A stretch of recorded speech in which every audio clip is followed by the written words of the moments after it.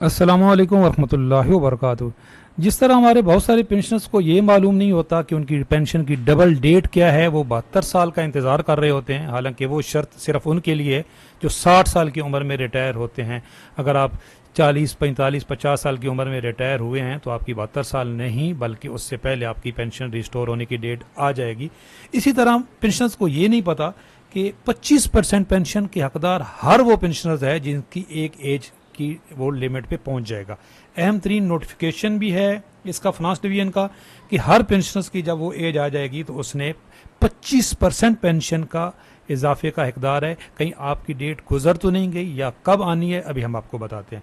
इसके अलावा pension double कब होती है और फैमिली पेंशन भी डबल होती है कि नहीं, अहम तरीन सवालात के जवाबात वीडियो की पूरी देखेंगे तो आपके तमाम सवालात के जवाबात मिलेंगे, वरना बहुत सारे सवालात बाकी रह जाएंगे। छोटी सी वीडियो है, चैनल पे नए हैं चैनल सब्सक्राइब कर लें। ग्रुप ज्वाइन करना चाहते हैं तो 100 रुपये सिर्फ फीस है माहाना।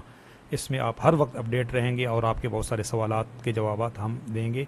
ये नंबर मौजूद है, यहाँ पे कांटेक्ट कर सकते हैं जी। ये मिलिट्री अकाउंटेंट जो है उनकी जो ऑफिशियल वेबसाइट है, यहाँ पे ये आपके 12 सवालात हैं। 12 के 12 सवालात तमाम वफाकी सूबाई मुलाजमीन, वफाकियों, सूबाइयों या फौजी भाइयों, आर्मी, नेवी, एयरफोर्स के भाई जो साथी हैं उनके लिए भी अहम तरीन ये अपडेट है कि आपकी पेंशन डबल कब होनी है, 25% इंक्रीज़ कब मिलना है, 7% के कौन हकदार हैं। तो पहला सवाल है ये वाला कि जी इस वक्त फार्मूला क्या है, what is the pension calculation formula. ये मैं इस पे मेरी ऑलरेडी वीडियो मौजूद है कि 7 मल्टीप्लाई बाई लास्ट बेसिक पे मल्टीप्लाई बाई क्वालिफाइंग सर्विस। 30 साल से कम अगर हो तो वो डालनी है, अगर 30 से ऊपर है तो 30 डिवाइड बाई 300।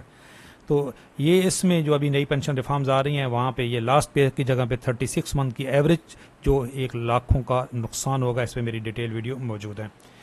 दूसरा सवाल है जी कि अगर दो ही बंदे जो हैं वो, एक मेरे कुलीग से मेरी पेंशन में फ़र्क क्यों है, तो भाई उस इसमें भी मेरी एक डिटेल वीडियो मौजूद है। यहाँ पे मैं इसका जिक्र नहीं करता क्योंकि जो मेन मेरा सवाल है वो रह जाएगा। डायरेक्ट जो पेंशन का फ़ायदा है कि नहीं, डायरेक्ट का मतलब है बैंक से लेने का, तो अब तो ये कंपलसरी हो गया, सब की बैंक में ही जाएगी। और इस पर अगले दिन मैंने डिटेल वीडियो बनाई है कि इसमें बड़ी बेहतरी लाने की कोशिश की जा रही है कि अब आपकी पेंशन और तनख्वाह इन टाइम मिला करेगी। ये जो सिस्टम है वो अपग्रेड हो रहा है।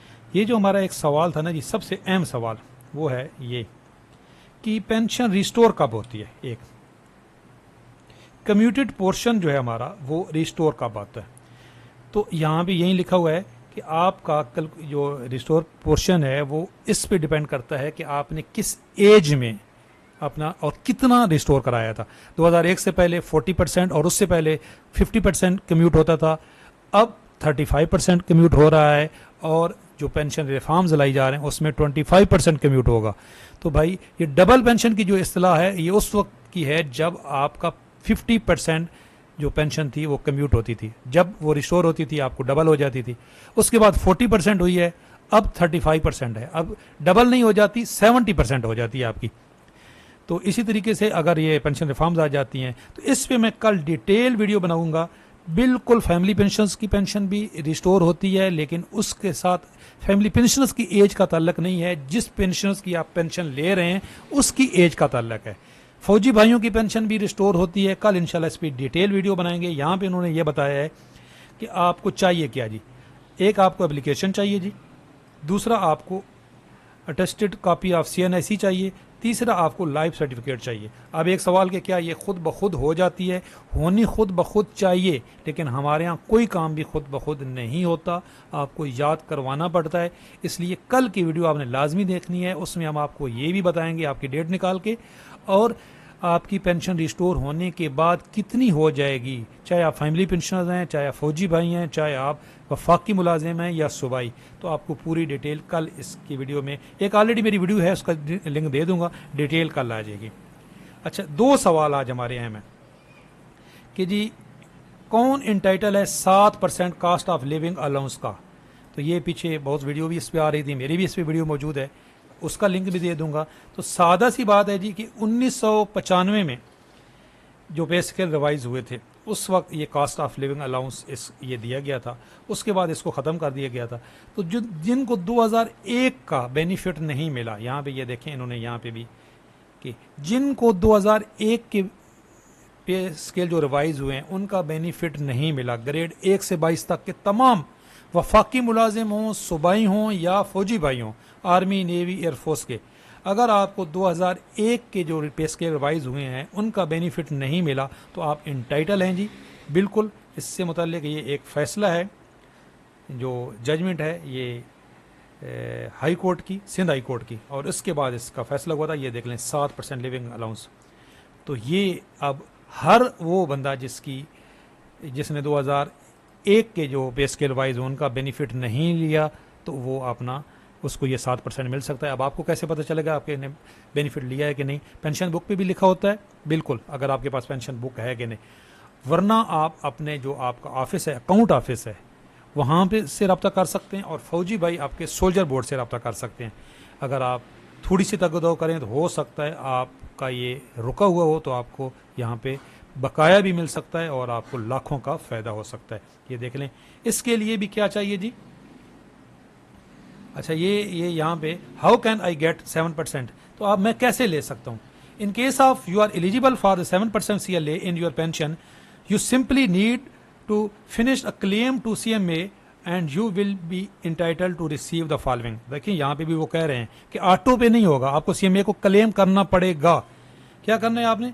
Difference of the commutation arrear of the pension due to inclusion of 70% CLA from the date of eligibility, तो आपको एरियर भी मिलेगा।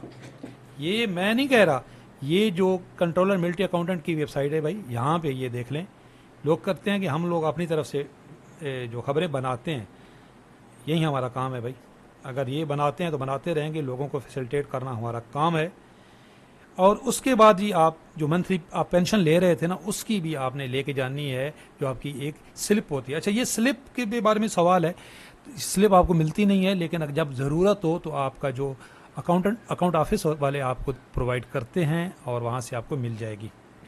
अच्छा जी, जो मेन सवाल, how can I apply for the 25-year increase in the pension granted after 85 years. याद रखें, जब भी जिस भी पेंशनर्स की पेंशन एज, अगर अल्लाह ताला उसको लंबी ज़िंदगी दी, 85 साल हो जाएगी, तो वो 25% इंक्रीज़ का हकदार है। कैसे? ये है जी लेटर। 2016 में जब पेंशन बढ़ी थी तो 10% बढ़ी थी, लेकिन जिनकी उम्र 85 साल हो गई थी उनके लिए बढ़ी थी 25%। ये बाद में इसमें अमेंडमेंट की गई रूल के अंदर, और ये नोटिफिकेशन आया कि जी जो भी अब नेक्स्ट पेंशनर्स की एज जब भी 85 ईयर होगी, उसको ये 25% का इंक्रीज़ का बेनिफिट मिलेगा। 10% आप ले चुके हैं, 15% आपको और मिलेगा। ये देखें, ये 26 सितंबर 2016 का नोटिफिकेशन है फाइनेंस डिवीजन का, कि जब भी आपकी एज 85 ईयर हो जाएगी तो आपको 10% के बजाय 25% का इंक्रीज़ मिलेगा। तो ये मैं नहीं कह रहा, ये यहाँ पे जो मिलिट्री अकाउंटेंट जनरल की जो वेबसाइट है, यहाँ पे ये मौजूद है रूल। आपको क्या करना है? सिंपल एप्लीकेशन देनी है CMA को with attested CNIC copy would be sufficient. एक बस सिर्फ आपने CNIC की कापी देनी है। अच्छा, ये तो देनी है जो CMA से जो तनख्वाह लेते हैं, और जो सूबाई मुलाजमीन है आपने अपने अपने अकाउंट ऑफिस में जाना है, अपने महकमे में जाना है। अगर आपकी 85 ईयर उम्र हो चुकी है तो आपके लिए भाई पेंशन आपकी 25% हो सकती है, बिल्कुल आप इंटाइटल हो। इस तरह की अपडेट इंशाल्लाह मिलती रहेंगी। कल हमारी एक डिटेल वीडियो आएगी, ये जो आपका डबल पेंशन से मुताल्लिक, क्या ये डबल पेंशन कैसे होती है और कितनी हो जाएगी। चैनल पे नए हैं, चैनल ज़रूर सब्सक्राइब कर लें, और अगर ग्रुप के मेंबर बनना चाहते हैं तो बिल्कुल थोड़ी सी फीस है, आप बन सकते हैं। अल्लाह हाफिज़।